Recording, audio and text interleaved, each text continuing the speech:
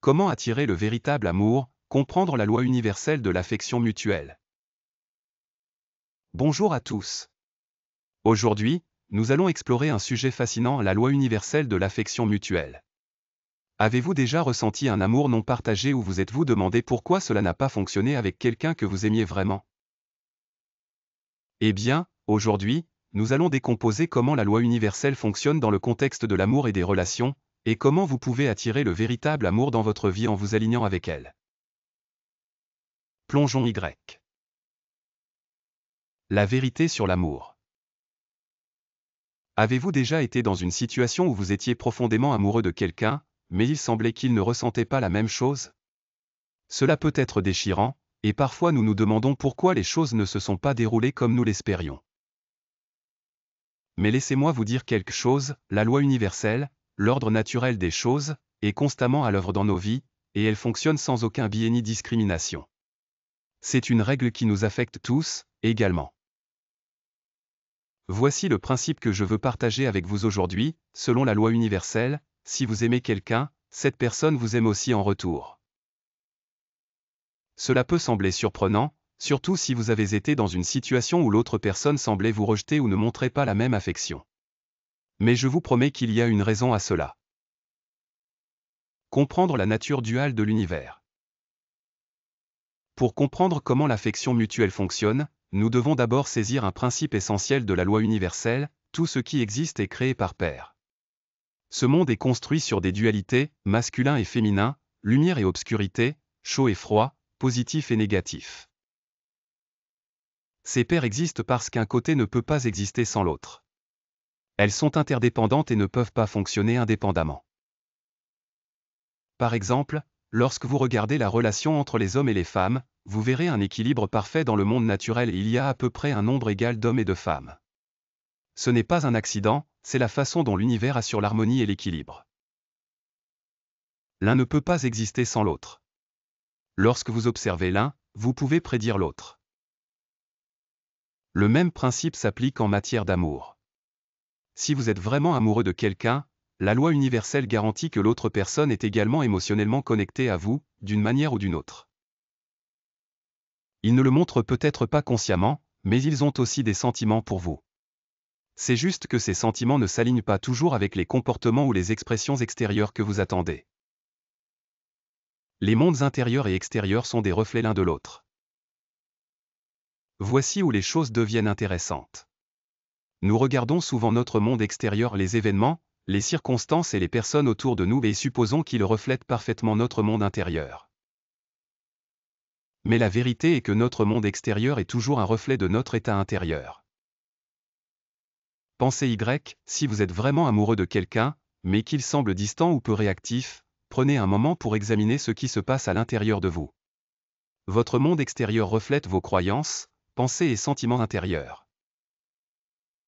Si vous croyez que vous ne méritez pas l'amour, ou s'il y a une peur de l'intimité en vous, cela se reflètera dans vos interactions.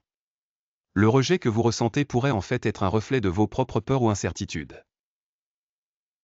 Si quelqu'un dit qu'il ne peut pas imaginer une relation avec vous, c'est un signe de regarder à l'intérieur et de voir ce qui pourrait vous empêcher de laisser l'amour couler librement dans votre vie. Peut-être que vous les repoussez inconsciemment parce que vous avez peur d'être blessé, ou peut-être que vous ne croyez pas vraiment que vous méritez l'amour. Ces blocages internes se manifestent à l'extérieur, donnant l'impression que l'autre personne vous rejette. Le pouvoir des bénéfices inconscients. Vous vous demandez peut-être pourquoi, même si vous voulez vraiment qu'une relation s'épanouisse, vous vous retrouvez à rejeter des opportunités de connexion plus profondes. Cela arrive souvent parce qu'à un niveau subconscient, nous nous accrochons à certains bénéfices d'être dans une relation non satisfaite ou non engagée. Par exemple, si vous avez peur de vraiment vous ouvrir à quelqu'un, vous pourriez inconsciemment les garder à distance.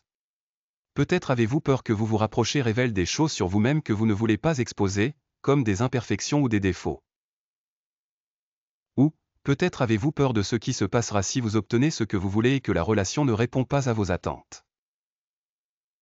Vous pourriez même éviter inconsciemment le succès en amour parce qu'il semble plus sûr de rester dans un état de désir que de prendre le risque d'être vraiment vulnérable. Ce ne sont là que quelques exemples, mais le point est que nous avons souvent des raisons cachées et inconscientes de rejeter l'amour ou de repousser les gens. Ces bénéfices sont généralement enracinés dans des peurs profondes, des insécurités ou des expériences passées non résolues. Pourquoi rejeter l'amour est souvent plus confortable que de l'accepter? Prenons un moment pour comprendre pourquoi beaucoup de gens rejettent l'amour inconsciemment. Dans nos vies, certains d'entre nous trouvent du réconfort dans le chaos de relations qui ne fonctionnent pas. Cela nous permet de rester dans un état de désir, voire de désespoir, où nous pouvons obtenir de l'attention et de la sympathie des autres. C'est un sentiment puissant et c'est quelque chose que beaucoup d'entre nous ne réalisent même pas rechercher consciemment.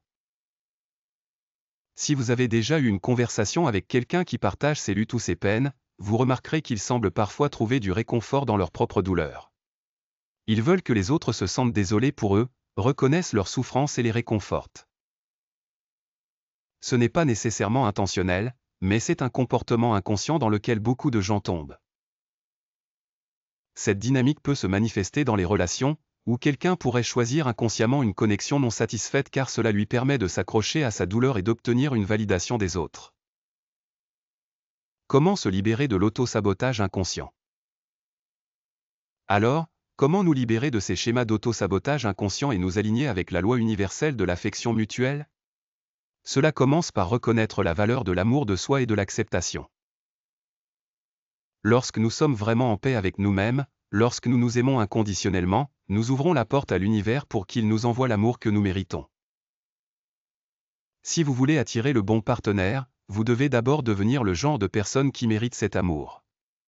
Il ne s'agit pas de changer qui vous êtes, il s'agit d'accepter qui vous êtes vraiment et de laisser aller les croyances limitantes qui vous retiennent. Commencez par examiner les façons dont vous pourriez rejeter l'amour inconsciemment. Avez-vous peur de l'engagement? Craignez-vous d'être vulnérable? Croyez-vous que vous n'êtes pas assez bien pour une relation amoureuse? En reconnaissant et en affrontant ces peurs, vous pouvez commencer à guérir et à les libérer. Lorsque vous faites cela, vous commencez à vivre en alignement avec la loi universelle, ce qui attirera naturellement l'affection mutuelle dans votre vie. Rappelez-vous, la loi fonctionne également pour tout le monde. Lorsque vous vous alignez avec elle, l'amour viendra à vous sans effort. Conclusion, embrassez le flux de l'amour. En conclusion, la loi universelle de l'affection mutuelle est simple mais puissante, si vous aimez vraiment quelqu'un, il vous aime aussi, à sa manière.